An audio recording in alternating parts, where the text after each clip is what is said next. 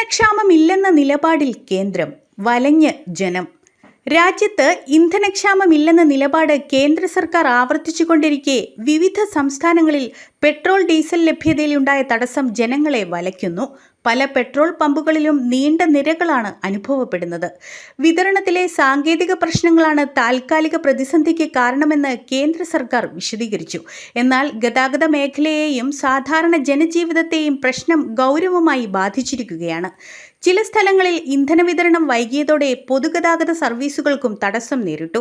ചരക്കു ഗതാഗത മേഖലയിലും പ്രതിസന്ധി രൂക്ഷമാണെന്ന് വ്യാപാര സംഘടനകൾ അറിയിച്ചു. പ്രതിപക്ഷ പാർട്ടികൾ കേന്ദ്ര സർക്കാരിനെതിരെ വിമർശനവുമായി രംഗത്തെത്തി. ആവശ്യത്തിന് മുൻകരുതൽ സ്വീകരിക്കാത്തതാണ് പ്രതിസന്ധിക്ക് കാരണമെന്ന് അവർ ആരോപിച്ചു.